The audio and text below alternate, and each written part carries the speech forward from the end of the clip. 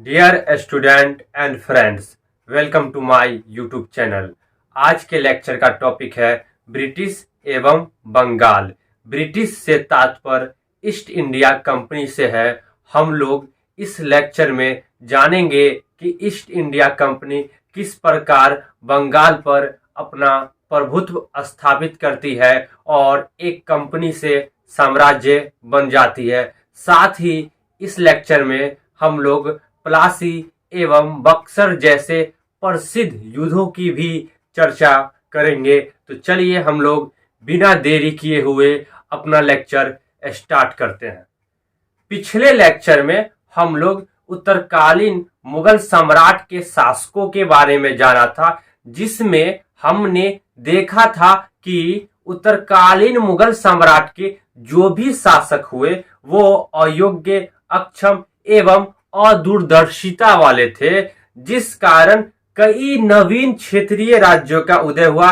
उन्हीं क्षेत्रीय राज्यों में से एक बंगाल था, जो हमारे टॉपिक का, आज के टॉपिक का मुख्य विषय है। लेकिन बंगाल के अलावा कई नवीन क्षेत्रीय राज्यों का भी उदय होता है।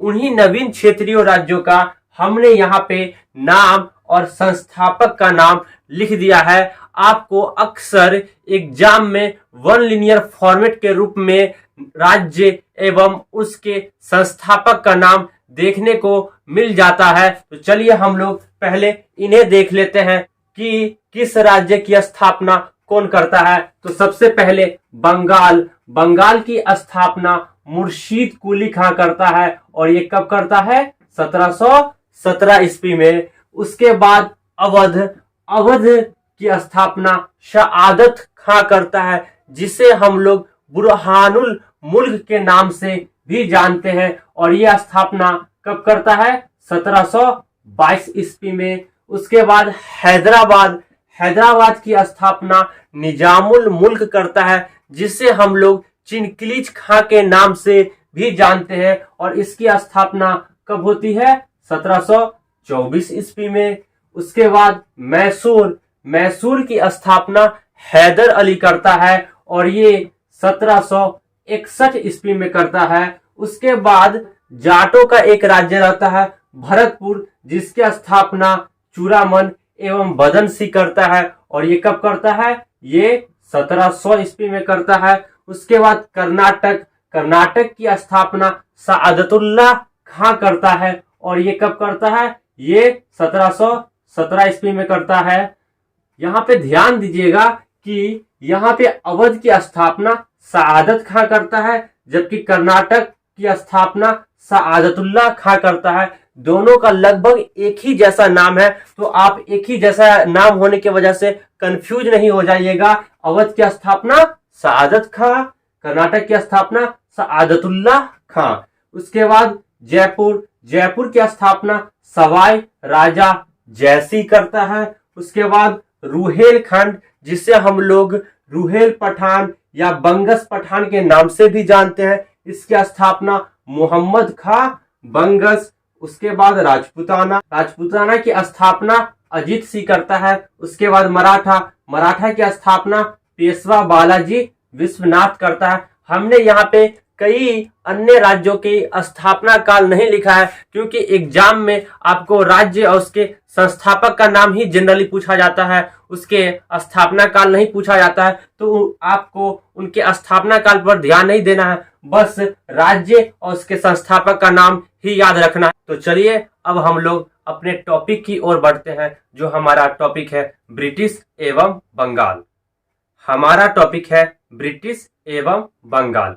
हम लोग जिस बंगाल की बात कर रहे हैं वह वर्तमान का पश्चिम बंगाल नहीं, बल्कि उस समय के हिंदुस्तान का एक बड़ा भूभाग था, जिसमें वर्तमान के बांग्लादेश, बिहार, उड़ीसा, झारखंड, पश्चिम बंगाल जैसे कई क्षेत्र शामिल थे। उस समय बंगाल बहुत ही समृद्ध था, यहाँ तक कि एशिया के कुल व्यापार का लगभग 60% हिस्सा व्यापार बंगाल से ही होता था। अतः बंगाल में होने वाली प्रत्येक घटना उस समय हिंदुस्तान को प्रभावित करती थी। और ये उसी समय नहीं बल्कि जब हम लोग आगे क्रांतिकारी एवं स्वतंत्रता आंदोलन पढ़ेंगे तो उस दौरान भी देखेंगे कि बंगाल में होने वाली प्रत्येक घटना हिंदुस्तान को प्रभावित करती थी। अतः हम कह सकते हैं कि बंगाल जब छींकता था तो हिंदुस्तान को सर्दी जुकाम हो जाता था। बंगाल जो था रियल में मुगल प्रांत का एक हिस्सा था, जिसमें मुगल बादशाह समय समय पर एक गवर्नर नियुक्त करते थे। उसी गवर्नर के तहत या उसी प्रक्रिया के तहत वह 1700 ईस्वी में मुर्शीद कुली खां को बंगाल का गवर्नर नियुक्त करते हैं, जो खुद को 1717 ईस्वी में एक स्वतंत्र बंगाल के रूप में स्थापित कर लेता है। तो चलिए अब हम लोग देखते हैं कि इससे बनने वाले महत्वपूर्ण तथ्य कौन कौन से हो सकते हैं। तो बंगाल की स्थापना किसने की? मुर्शीद कुली खां ने। कब की?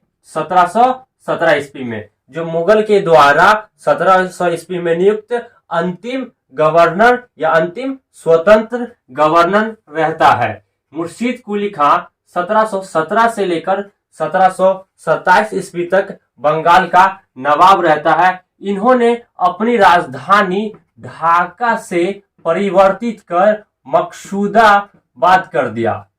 कहां कर दिया? मकसूदाबाद। और उसका एक नया नाम रख दिया मुर्शिदाबाद। यानी मुर्शीद कुली खां की राजधानी कहां रहती है? मुर्शिदाबाद। और यह मुगल सम्राट द्वारा स्वतंत्र रूप से नियुक्त अंतिम गवर्नर था, जिसकी चर्चा हम लोग पहले भी की है।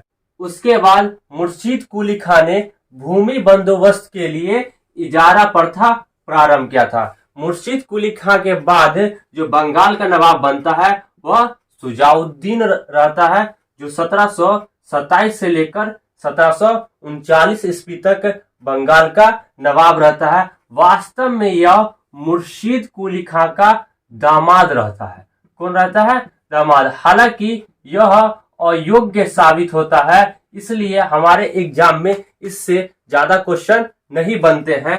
उसके बाद बंगाल का नवाब सरफराज खां बनता है, जो 1739 से 1740 ईस्वी तक बंगाल का नवाब रहता है। यह जो सरफराज खां रहता है यह वास्तव में सुजाउद्दीन का पुत्र रहता है एवं यह भी अयोग्य नवाब साबित होता है। इन्हें यानी सरफराज खां को अलीवर्दी खां गिरिया के युद्ध में पराजित कर देते हैं एवं खुद बंगाल का नवाब बन जाते हैं, जिनका शासनकाल यानी जो 1740 से 1756 ईस्वी तक बंगाल का नवाब रहता है। अलीवर्दी खां का शासनकाल जो रहता है वो मराठों के संघर्ष के साथ ही बीतता है और उन्हें अंततः उड़ीसा देना पड़ता है। अलीवर्दी खां ने यूरोपियों की तुलना मधुमक्खियों से की थी और उन्होंने कहा था कि यदि उन्हें छेड़ा ना जाए तो वे शहद देगी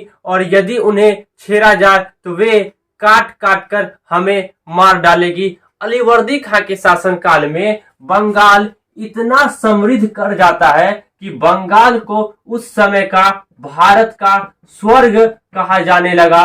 अतः भारत का स्वर्ग बंगाल को किसके समय में कहा जाता है? अलीवर्दी खां। अलीवर्दी खां के पास कोई पुत्र नहीं रहता है, उनकी 3 पुत्रियां रहती है। उन्हीं 3 पुत्रियों में से सबसे छोटी पुत्री का पुत्र सिराजुद्दौला उसके मरने के बाद बंगाल का नवाब बनता है, जो 1756 से लेकर 1757 ईस्वी तक बंगाल का नवाब रहता है।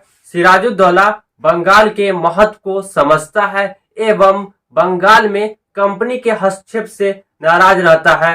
लेकिन जब कंपनी के द्वारा कलकत्ते में किलेबंदी की जाती है तो सिराजुद्दौला इसे नवाब के शान के खिलाफ समझता है और आनन फानन में कासिम बाजार में अंग्रेजों की फैक्ट्रियों पर आक्रमण कर देता है और अधिकार कर लेता है। उसके बाद कलकत्ता स्थित फोर्ट विलियम किला पे भी 20 जून 1756 ईस्वी को अधिकार कर लेता है और 146 अंग्रेजों को फोर्ट विलियम किले के एक 14 बाय 18 के छोटे से कमरे में बंद कर देता है और अगले सुबह जब कमरे का दरवाजा खोला जाता है तो उनमें से मात्र 23 व्यक्ति ही जीवित बचते हैं। उन्हीं जीवित व्यक्ति में से जेड हॉलवेल इस घटना को उजागर करते हैं और इस घटना को हम लोग ब्लैक होल की घटना के नाम से जानते हैं, जो कब हुआ था 20 जून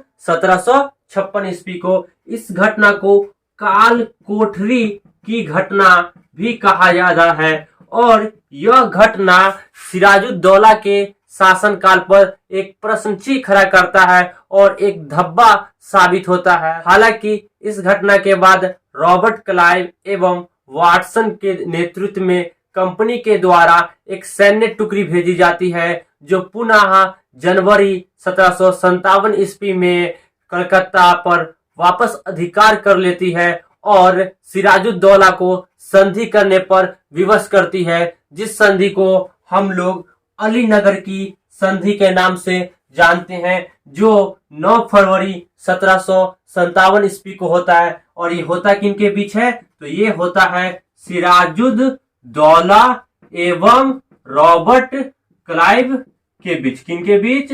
सिराजुद्दौला एवं रॉबर्ट क्लाइव के बीच। हालांकि इसमें रॉबर्ट क्लाइव के साथ एक अन्य अधिकारी वाटसन भी रहते हैं। इस संधि के चंद दिनों बाद ही रॉबर्ट क्लाइव चंद्रनगर पर आक्रमण कर इस संधि का उल्लंघन कर देता है और एक बार फिर से रॉबर्ट क्लाइव एवं सिराजुद्दौला की सेना प्लासी के मैदान में 23 जून 1757 ईस्वी को आमने सामने हो जाती है और इस युद्ध को हम लोग प्लासी का युद्ध के नाम से जानते हैं। हालांकि प्लासी का युद्ध जो होता है वास्तव में नाम मात्र का युद्ध होता है, क्योंकि इसमें अंग्रेजों के तरफ से मात्र 29 एवं सिराजुद्दौला की तरफ से लगभग 500 लोग ही मारे गए थे। इस युद्ध में सिराजुद्दौला की सेना की एक बड़ी टुकड़ी भाग ही नहीं लेती है। उसकी वजह ये रहती है कि सिराजुद्दौला के जो सेनापति मीर जाफर रहते हैं, जो अंग्रेजों के साथ मिल गए होते हैं। तो चलिए अब हम लोग देखते हैं कि प्लासी के युद्ध के द्वारा कौन कौन से क्वेश्चन हमारे एग्जाम में बन सकते हैं। तो प्लासी का युद्ध ये कब हुआ? 23 जून 1757 ईस्वी को। किनके मध्य हुआ? तो ये हुआ था किनके मध्य? सिराजुद्दौला एवं रॉबर्ट क्लाइव के बीच। और किनके बीच? रॉबर्ट क्लाइव के बीच। उस समय बंगाल का नवाब कौन था? सिराजुद्दौला था। मुगल बादशाह आलमगीर द्वितीय था और बंगाल का गवर्नर रॉबर्ट क्लाइव था और सिराजुद्दौला और रॉबर्ट क्लाइव के मध्य ही यह युद्ध हुआ था। यहाँ पे ध्यान दीजिएगा कि कुछ अंग्रेज सहयोगी का भी हमने नाम लिख दिया, जिसमें कुछ मीर जाफर जो रियल में रहता है कौन? सिराजुद्दौला का सेनापति, लेकिन वह इस युद्ध में साथ देता है किसका? अंग्रेजों का। और इस वजह से ही अंग्रेज इस युद्ध में विजय हो पाते हैं। मीर जाफर ये रहता है कौन है? सेनापति रहता है। और सेनापति किसका रहता है? सिराजुद्दौला का जगत सेठ। यह कलकत्ता का बहुत बड़ा बैंकर रहता है। उसके बाद अमीचंद यह एक व्यापारी रहता है। उसके बाद मानिक चंद यह कलकत्ता का अधिकारी रहता है। इन सभी के साथ देने की वजह से ही रॉबर्ट क्लाइव इस युद्ध में विजय होते हैं और इस युद्ध के बाद मीर जाफर को बंगाल का नवाब बनाया जाता है। तो चलिए हम लोग अब आगे देखते हैं। प्लासी के युद्ध के बाद कंपनी के द्वारा मीर जाफर को बंगाल का नवाब बनाया जाता है, जो 1757 से 1760 ईस्वी तक बंगाल का नवाब रहता है। हालांकि वह एक बार और 1763 ईस्वी में बंगाल का नवाब बनता है और 1765 ईस्वी तक बंगाल का नवाब रहता है। मीर जाफर जो रहता है यह कंपनी के द्वारा नियुक्त पहला नवाब रहता है। जब मीर जाफर बंगाल का नवाब बनता है तो कंपनी को ढेर सारा उपहार देता है और उपहार देते देते बंगाल के नवाब का खजाना खाली होता जाता है, लेकिन कंपनी का लालच खत्म ही नहीं होता है, जिस वजह से मीर जाफर हार कर नवाब पद छोड़ देता है और उसके बाद कंपनी के द्वारा उसके दामाद मीर कासिम को नवाब बनाया जाता है, जो 1760 से 63 ईस्वी तक बंगाल का नवाब रहता है। मीर कासिम प्रारंभ में तो कंपनी को ढेर सारी धन दौलत देता है, लेकिन वह कंपनी की चालाकियों को जल्द ही समझ जाता है और अपनी राजधानी मुर्शिदाबाद से परिवर्तित कर मुंगेर ले जाता है। कहाँ ले जाता है? मुंगेर। और वहां वह तोपों एवं बंदूकों बनाने के कारखानों की व्यवस्था करता है। मीर कासिम जब कंपनी की सहायता नहीं करता है तो मीर कासिम का कंपनी के साथ संघर्ष होता है एवं मीर कासिम भागा भागा अवध के नवाब शुजाउद्दौला के यहाँ पहुंचता है, जहां मुगल बादशाह पहले से ही मौजूद रहता है। इन तीनों के बीच एक गुटबाजी तैयार होती है और तीनों मिलकर अंग्रेजों के खिलाफ 22 अक्टूबर 1764 ईस्वी को बक्सर के मैदान में एक युद्ध लड़ते हैं, जिसे हम लोग बक्सर का युद्ध के नाम से जानते हैं। और ये हुआ किनके बीच? तो ये हुआ था मीर कासिम, कौन? मीर कासिम मुगल बादशाह। और उस समय मुगल बादशाह कौन रहते हैं? तो वो रहते हैं शाह आलम द्वितीय। कौन? शाह आलम द्वितीय अवध का नवाब। और अवध का नवाब कौन रहता है? अवध का नवाब रहता है शुजाउद्दौला। एवं अंग्रेजों के बीच, किनके बीच? अंग्रेजों के बीच। और अंग्रेज सेनापति कौन रहता है? तो वो सेनापति रहता है हेक्टर मुनरो। कौन रहता है? Hector Munro. अब ये मेजर हेक्टर मुनरो जो रहता है, यह मीर कासिम, मुगल बादशाह शाह आलम द्वितीय एवं अवध के नवाब शुजाउद्दौला, इस तीनों की संयुक्त सेना को पराजित कर देता है। तो चलिए अब हम लोग देखते हैं कि और कौन कौन से क्वेश्चन यहाँ से बनेंगे। तो सबसे पहले उस समय बंगाल का नवाब कौन रहता है? मीर जाफर। अब यहाँ पे देखिए, हम लोग देखे थे कि 1763 ईस्वी में मीर कासिम को नवाब के पद से हटा दिया जाता है और पुनः जो है 1763 ईस्वी में मीर जाफर को बंगाल का नवाब बना दिया जाता है। तो उस समय बंगाल का नवाब कौन था? मीर जाफर। और मुगल बादशाह कौन था? शाह आलम द्वितीय। और उस समय बंगाल का गवर्नर कौन था? वेंसी टॉड। बक्सर के युद्ध के बाद 1765 ईस्वी में एक संधि होती है, जिसे इलाहाबाद की संधि के नाम से जानते हैं, जिसमें प्रथम संधि अर्थात प्रथम इलाहाबाद की संधि 12 अगस्त 1765 ईस्वी को होता है। और ये होता है किनके बीच? ये होता है मुगल बादशाह शाह आलम द्वितीय एवं बंगाल का नवाब नजमुद्दौला के बीच। किनके बीच? नजमुद्दौला के बीच। अब देखिए, यहाँ पर जब 1765 ईस्वी में मीर जाफर की मृत्यु हो जाती है तो उसका पुत्र नजमुद्दौला क्या बनता है? बंगाल का नवाब। तो ये इलाहाबाद की प्रथम संधि जो 12 अगस्त 1765 ईस्वी को होती है, ये किनके मध्य होती है? ये शाह आलम द्वितीय, नजमुद्दौला एवं बंगाल का गवर्नर रॉबर्ट क्लाइव के बीच। अब देखिए, यहाँ पे फिर से रॉबर्ट क्लाइव जो है वो बंगाल का गवर्नर बनकर आ जाता है और इस संधि के द्वारा जो है अंग्रेजों को बिहार, बंगाल एवं उड़ीसा की दीवानी प्राप्त होती है, अर्थात राजस्व वसूलने का अधिकार प्राप्त होता है। और इसी संधि के द्वारा बंगाल के नवाब के पद को खत्म कर दिया जाता है और उसके दीवानी वसूलने के लिए सूबेदार नियुक्त किया जाता है, जिसमें बंगाल का जो सूबेदार नियुक्त किया जाता है मोहम्मद रजा खान को। किन्हें? मोहम्मद रजा खान को। उसके बाद बिहार का जो सूबेदार नियुक्त किया जाता है वो राजा सिताब राय को नियुक्त किया जाता है। किसे नियुक्त किया जाता है?